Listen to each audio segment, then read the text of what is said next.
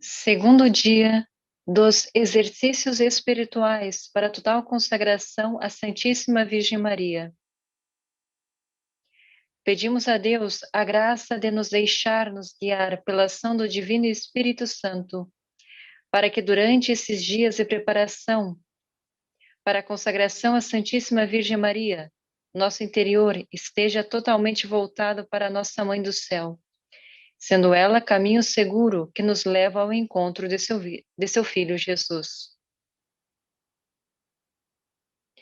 Pelo sinal da Santa Cruz, livrai-nos, Deus, nosso Senhor, dos nossos inimigos. Em nome do Pai, do Filho e do Espírito Santo. Amém. Vinde, Espírito Santo, vinde por meio da poção do Imaculado Coração de Maria, vossa amadíssima esposa.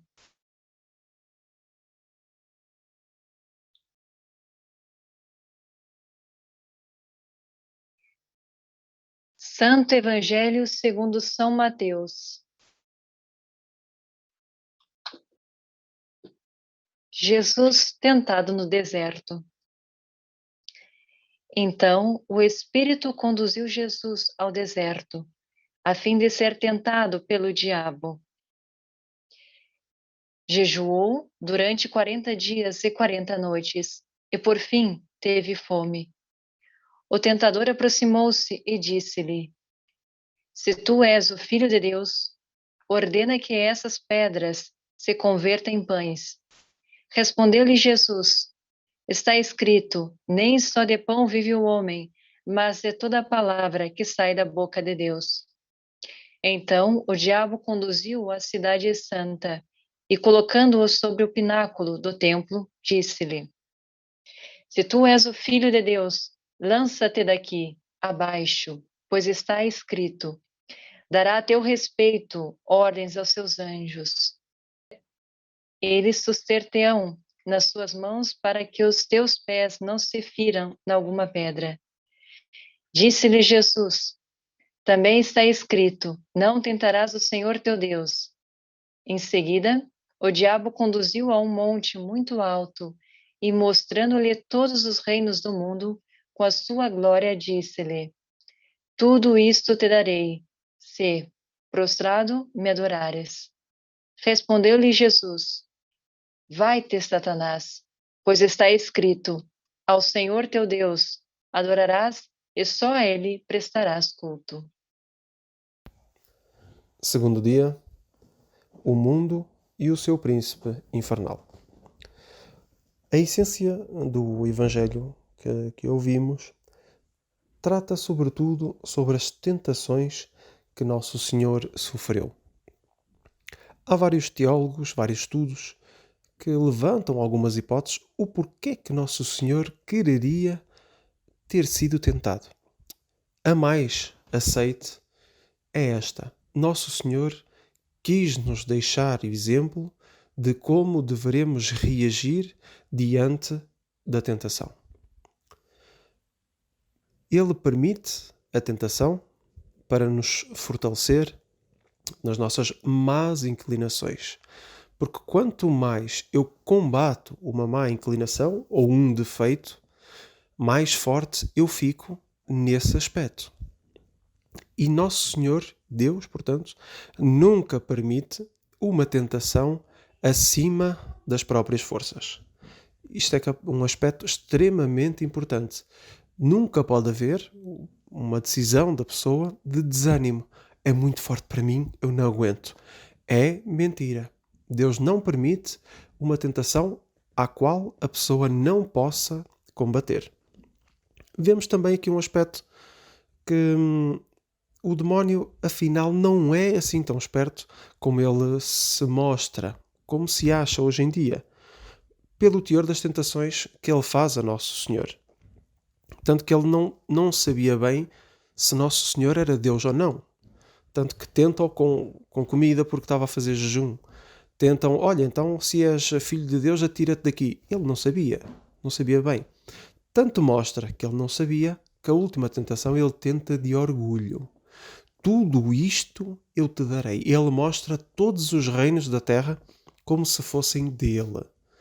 E ele apresenta isto a Nosso Senhor Jesus Cristo com esta convicção: se prostrado me adorares, eu dou-te isto tudo.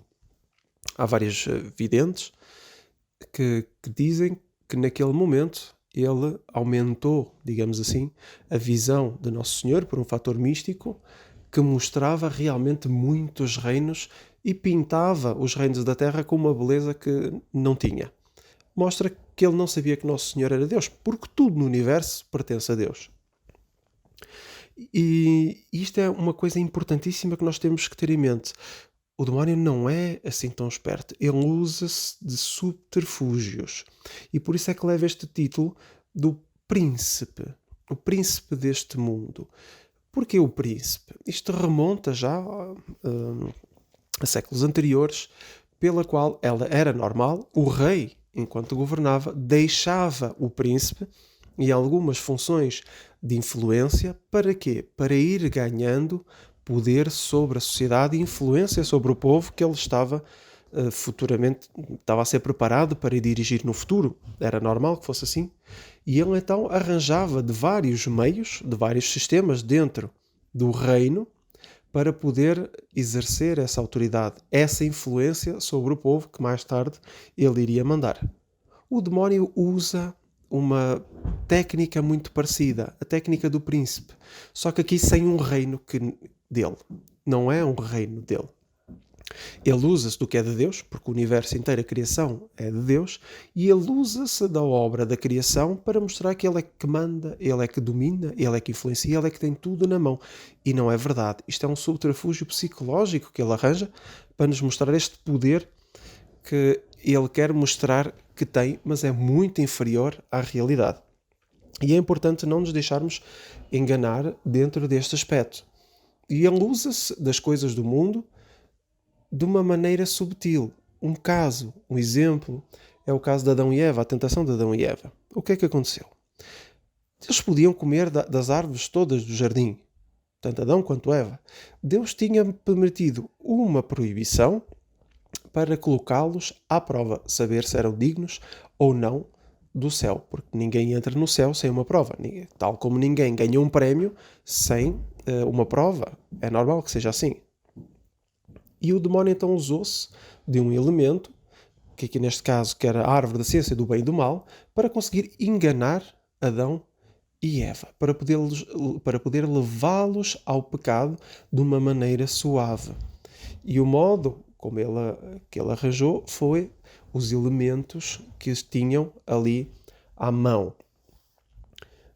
A tentação principal foi sempre no mesmo ponto, tanto quanto o Nosso Senhor, tanto aqui com Adão e Eva, foi de orgulho. Ele pegou uma coisa que era boa, porque, aliás, é um estudo muito interessante que a teologia está a fazer agora, acerca de porquê que Deus proibiu comer da ciência do bem e do mal. E muitos teólogos explicam que Deus, mais cedo ou mais tarde, ia dar essa permissão para que Adão também conhecesse o mal. Era normal que ele também o soubesse. A primeira parte era da prova. Se ele passasse a prova, Deus dar-lhe-ia este prémio. Só que o demónio jogou com Adão pelo lado do orgulho. As tentações com o nosso Senhor também foram do orgulho. E as grandes tentações que nós temos estão sempre ligadas a este aspecto também, orgulho. E tanto que quando os dois pecaram, tanto Adão quanto Eva pecaram, o erro mais grave foi do orgulho, não querer reconhecer. Deus fez, digamos assim, perceber a chegada dele no jardim e perguntou: Adão, onde estás? Ele disse: estava com vergonha e escondi-me. E Deus: mas por acaso, o que é que aconteceu? Comeste da árvore que eu te proibi? Ele disse: não, a culpa não foi minha, a culpa é de Eva. Já foi um erro. Ele devia ter reconhecido o erro dele. É verdade, Senhor, peço perdão, pequei. Deus teria perdoado ali e ele não sairia do paraíso. Não estaríamos com o pecado original, certamente, por causa deste arrependimento que ele teve. Não foi assim. Pecou por orgulho. E disse: não, a culpa é de Eva. Ora, Eva, quando Deus perguntou: Eva, o que fizeste? Não, Senhor, a culpa não é minha, a culpa é da serpente, foi ela que me enganou. Ora, a serpente também já não tinha mais ninguém para mandar a culpa, não é? Ficou com a culpa toda. Mas há aqui uma parte, mesmo assim, super importante, que é a bondade de Deus. Como é que Deus ainda deu digamos assim, uma hipótese de mudança para o mundo, mesmo depois deste pecado, o pecado original, que é da origem, da qual todos nós sofremos com isso. E Deus então ainda nos deixou esta característica quando Ele vai castigar a serpente e que diz: porei inimizades entre a tua descendência e a descendência da mulher. Que mulher era esta? Era Eva? Não, porque Eva já tinha pecado. Viria alguém, e São Luís Maria Grignion Montfort diz que era em relação a Nossa Senhora. Estava a criar aqui duas estirpes, duas linhagens. A linhagem do bem, que seria a linhagem da Virgem, e a linhagem do mal, que seria da raça da serpente. Ora, e nós que estamos aqui a fazer a nossa preparação para a consagração a Nossa Senhora, à partida nós já estamos dentro desta linhagem do bem, desta raça e estirpe da Virgem, que Deus já prometeu a vitória desde o início, que diz à serpente: ela te esmagará a cabeça. Portanto, nós já estamos aqui numa linhagem vitoriosa. A nossa parte é esta entrega especial a esta Virgem, a Nossa Senhora, que vai triunfar e que virá o reino dela, como ela própria predisse em Fátima. E por aqui deixamos a nossa meditação de hoje e vamos ficar com uma oração composta por um grande líder católico que ao coração imaculado de Maria, e que a oração diz assim: ó sapiencial e imaculado coração de Maria, oferecemos todas as nossas orações, trabalhos e sacrifícios deste dia, a fim de que os purifiqueis de todo o defeito e os apresenteis ao vosso divino Filho, para o esmagamento do mal e o advento do vosso reino sobre a terra. Fazei-nos fervorosos na piedade, exímios na pureza, arderosos na arção. Sobretudo, dai-nos a graça de recorrer a vós em todas as dificuldades, grandes ou pequenas, de maneira que esta luta nos una cada vez mais a vós e concorra para nos dar a convicção de que sois vós quem perseverais, lutais e venceis em nós.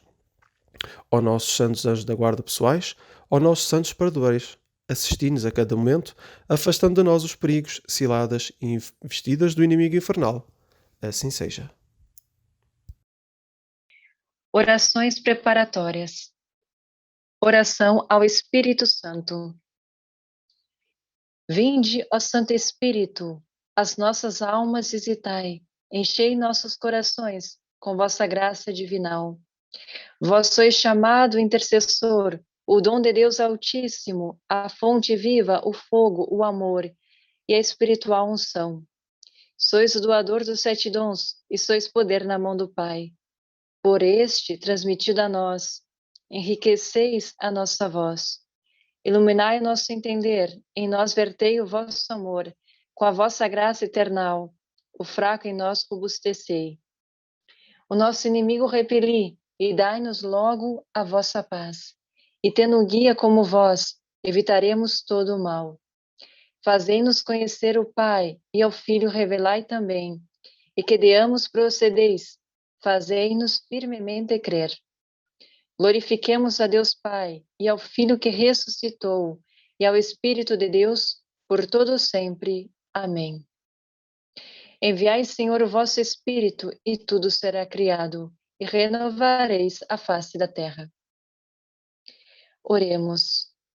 Ó Deus, que instruístes os corações dos vossos fiéis com a luz do Espírito Santo, concedei-nos que no mesmo Espírito conheçamos o que é reto e gozemos sempre das suas consolações.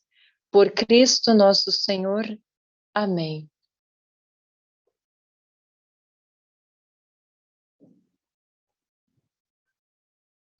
Saudação a Nossa Senhora.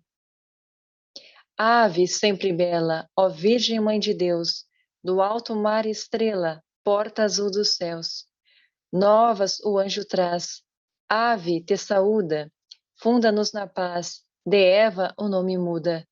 Mansidão, pureza, ó Virgem sem igual, dai-nos com presteza e livra-nos do mal. Quebra a algema ao réu e dá aos cegos luz. Dá-nos, Mãe do céu, o que ao céu conduz. Mostra seres mãe, faz a nós descer, quem por nós nascido quis de ti nascer. Dai-nos vida pura, um caminho certo, para quem procura ver Jesus de perto. Seja ao Pai louvor, ao Cristo também, ao Consolador igualmente. Amém.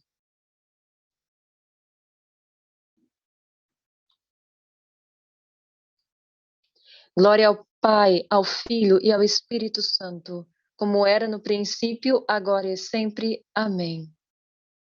Nossa Senhora do Rosário de Fátima, salvai-nos, salvai Portugal e o mundo inteiro. Em nome do Pai, do Filho e do Espírito Santo. Amém.